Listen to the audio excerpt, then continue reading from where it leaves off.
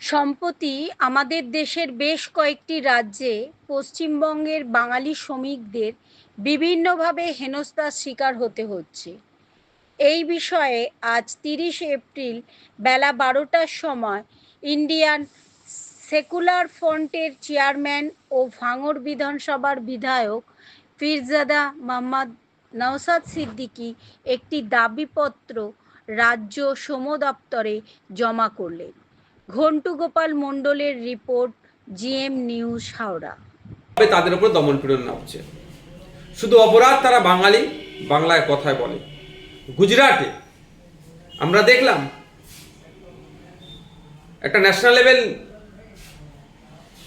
News চ্যানেলে খবর করেছে, তাদেরকে যেভাবে রাস্তায় দড়ি বেঁধে নিয়ে গেছে, গরু ছাগলকে যেভাবে নিয়ে যায় ঠিক এমনভাবে নিয়ে গেছে তাদের পরিচয়পত্র, আইডেন্টিটি চেক করার জন্য। আমাদের কাছে প্রায় ফোন আসছে যে তাদের উপরে এরকম হচ্ছে, দমনপীড়ন হচ্ছে, তারা আতঙ্কিত আছে। এই আতঙ্ক থেকে তাদেরকে মুক্তি দিতে হবে। কিভাবে দেবো মুক্তি? আমার হাতে তো আর সরকারি পাওয়ার না। আমি একজন এমএলএ, আমাদের দলের মাত্র আমি একজন এমএলএ, সংযুক্ত মোর্চার আমি মাত্র একজন এমএলএ। তাই আমরা তড়িঘড়ি করে আমাদের পার্টির পক্ষ থেকে আজকে ওয়েস্ট বেঙ্গল লেবার ডিপার্টমেন্টের যেটা ভবন, সেখানে গিয়েছি, অফিসে গিয়েছিলাম।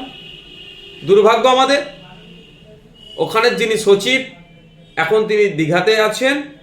দীঘাতে একটি প্রোগ্রাম চলছে, কালচারাল সেন্টার উদ্বোধন আছে, সেখানে আছেন।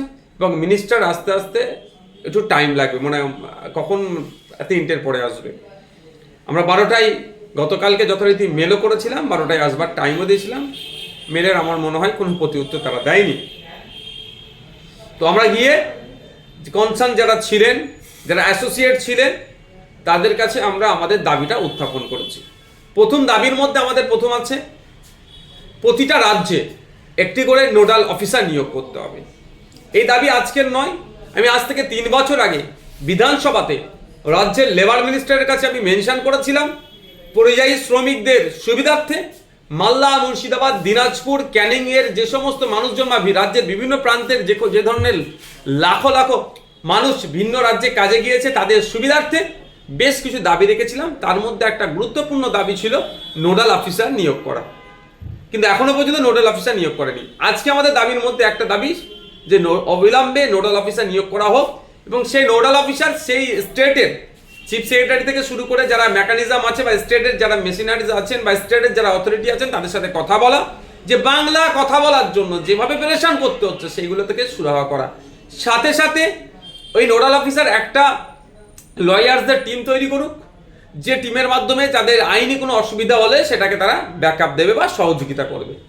আমরা ডিমান্ড করেছি যে আমাদের রাজ্য থেকে, রাজ্যের একটা টোল ফ্রি নাম্বার আছে, এই সেন্টিক সমস্যা হলে, লেবারদের সমস্যা হলে যোগাযোগ করার, কিন্তু সেটা কোনো জনমানুষের সে প্রভাব নেই বা জানেও না, সেটা ভালো করে জানানো। এই মর্মে আমরা দাবি করেছি। আর একটা গুরুত্বপূর্ণ যেটা দাবি করেছি, যদি এই সমস্যা না নিরসন করতে পারে, তাহলে আমাদের রাজ্যে ওই যে আমাদের শ্রমিক ভাইদেরকে ফিরিয়ে নিয়ে আসা হোক, তাদের কাজের ব্যবস্থা করা হোক। এই দাবি আমরা আজকে আমাদের ইন্ডিয়ান সেকুলার ফ্রন্টের পক্ষ থেকে এই দাবি আমরা লেবার ডিপার্টমেন্টে রেখেছি। আমার এখানে একটা প্রশ্ন থেকে যাচ্ছে, আমি তো করছি, কিন্তু বাকি শাসক দলের এমএলএরা কোথায়? আমি জানতে চাইছি, বিজেপির এমএলএরা কোথায়?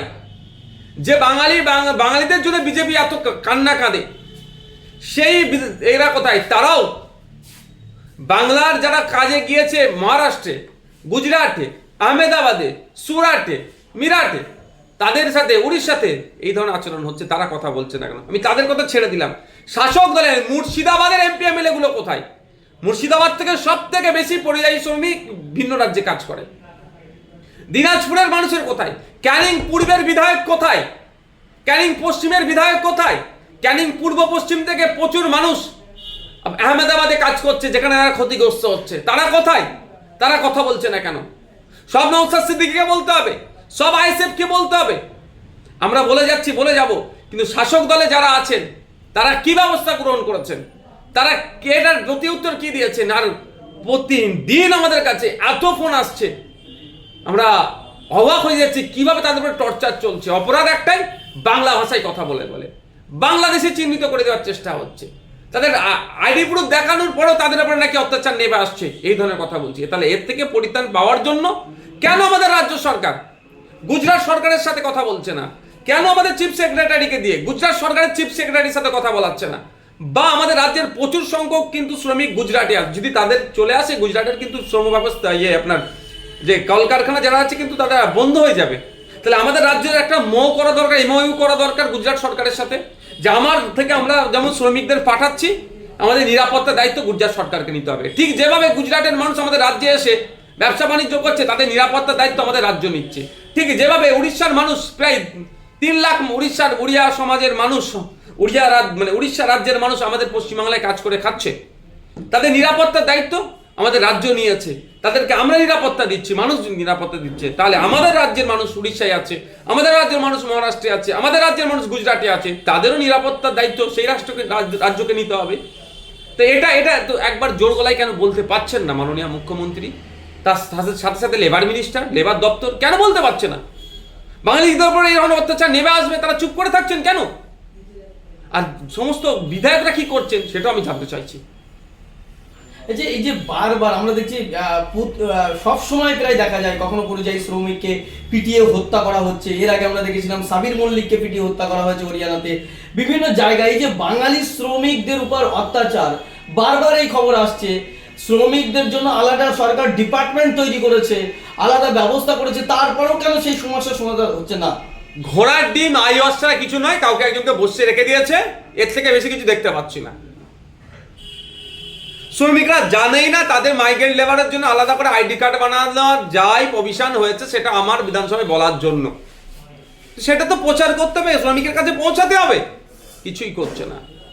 আপনি সাবির মল্লিক হরিয়ানাতে মিথ্যা অপবাদে তার কিছুদিন পরে হরিয়ানা পুলিশ স্টেটমেন্ট দিয়েছে যে ওর বাড়িতে গোমাংস ছিল না, ছেলেটাকে খুন করলো। সোমনাথ দেবনাথ সাবির মল্লিককে খুন করার 1 সপ্তাহের মধ্যে মহারাষ্ট্রে তাকে গলা কেটে তাকে খুন করেছে। আমরা আফরোজের কথা ভুলে যাচ্ছি না, রাজস্থানে কিভাবে তাকে খুন করলো, রাজ্য সরকার তার পাশে দাঁড়িয়েছে।